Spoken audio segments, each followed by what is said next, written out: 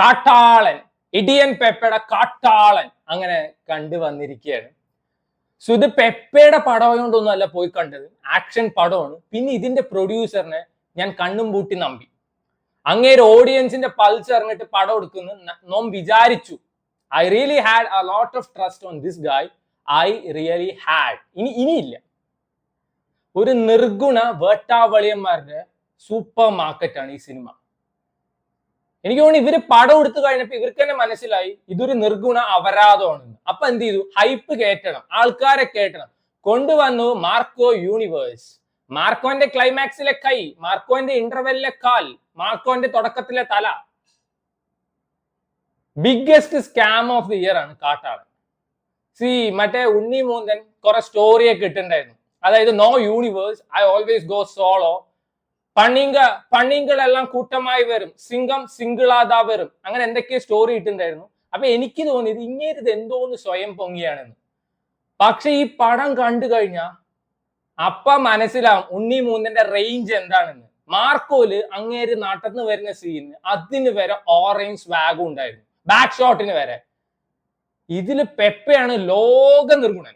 ലോക നിർഗുണം പറഞ്ഞാൽ ലോക നിർഗുണന്മാര് തോറ്റു, അജാതി നിർഗുണൻ. പെപ്പെ അടക്കം ഈ സകലമാന സിനിമയത്തെ കാസ്റ്റിന് പണിയാണ് തോന്നുന്നു. വൈറൽ ഫീവർ ഉള്ളപ്പോഴാണ് പടം എടുത്തിരിക്കുന്നത് തോന്നുന്നു. പെപ്പയുടെ കണ്ണുമിഴിയില്ല, പെപ്പയുടെ ഉറക്കം തൂങ്ങിയ രീതിയിലുള്ള ഡയലോഗ് ഡെലിവറി, വായിൽ എന്താ തമ്പാക്ക് തിരികേണ്ടി തോന്നുന്നു പുഷ്പത്തെ പോലെ. വായ തുറക്കാൻ പറ്റുന്നില്ല. ആൻഡ് ഡയലോഗ് ഡെലിവറി പറയുമ്പോൾ ആർട്ടിഫിഷ്യൽ, എക്സ്ട്രീം ലെവൽ ആർട്ടിഫിഷ്യൽ, അതും നാടക ഡയലോഗ്സ്. ഈ സിനിമ തുടങ്ങുന്ന സമയത്ത് തന്നെ രവി ബസൂർ കത്തിക്കാൻ വേണ്ടി തുടങ്ങി, ഭയങ്കര ലൗഡ് സാധനം.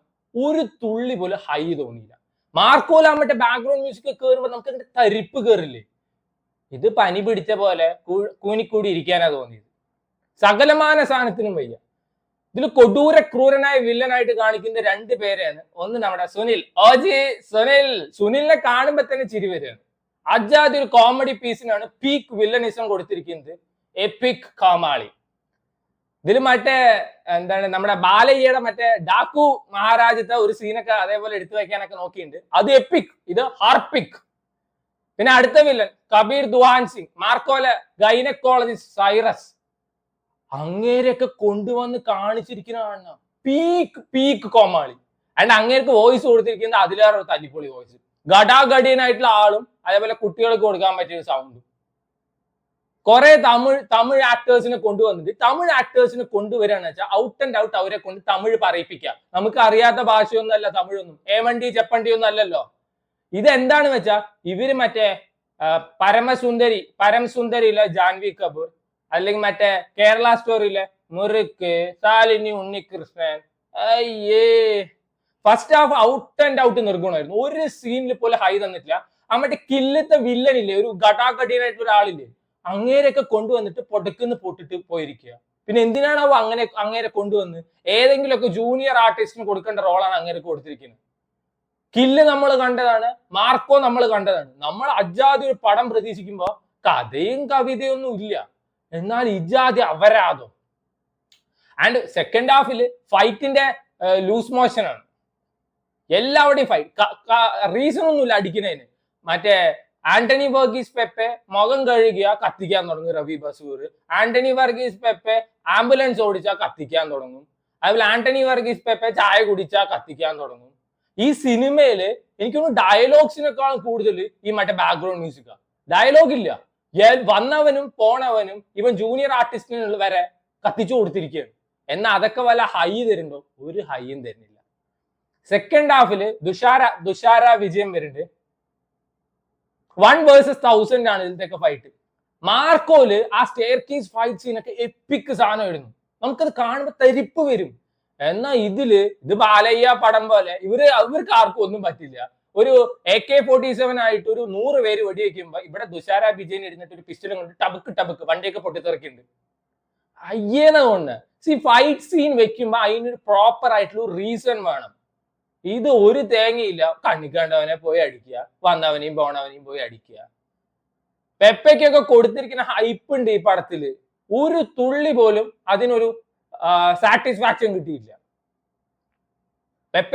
പെപ്പയ്ക്ക് ഈ ലോക്കൽ അടിപ്പടമൊക്കെ പറ്റില്ല, ഇജാതി ആക്ഷൻ പടമൊക്കെ ചെയ്യണം വെച്ചാൽ you need somebody else. Unni Mukundan അല്ലെങ്കിൽ മറ്റേ ധ്രുവ് വിക്രം, ആ കില്ല് താപ്പറ്റേ പയ്യൻ, അങ്ങനത്തെ ആരും നമുക്ക് തോന്നണം. ഇത് എന്തോന്ന് ഫൈറ്റ് തന്നെ നിർഗുണ ഫൈറ്റാണ്. 100 ഫൈറ്റ് ഒരു ഫൈറ്റ് പോലും അടിപൊളിയായി തോന്നിയില്ല. കുറെ ക്യാരക്ടേഴ്സിനെ ഹിപ്സ്റ്റർ വരുന്നുണ്ട് ഇതിലൊരു സീനിൽ, ആൻഡ് ദാറ്റ് വാസ് നൈസ്. ആൾക്കൊരു സ്വാഗ് ഉണ്ട്. ഹണാൻസ ഉണ്ട്, ഊമയാണ്, ഒരു ഡയലോഗ് പോലും ഇല്ല. എന്തൊക്കെ കോമാളിത്തരം കാണിക്കുന്നത്, കഴുത്തിൽ കത്തി വെച്ചിരിക്കുമ്പോ ചാവാൻ പേടിച്ചിട്ടാണോ ചിരിക്കുകയാണ്. So to me personally this is the biggest scam of the year. മാർക്കോന്റെ മറ്റേ ഒരു സീനാണ് ഇതിലാകെ മാർക്കോന്റെ ഉള്ളത്. അതായത് അന്ന് ആ പോസ്റ്റർ കണ്ടവർക്ക് തന്നെ അറിയാം ആ ഏത് ക്യാരക്ടർ ആയിരിക്കുന്നുള്ളത്.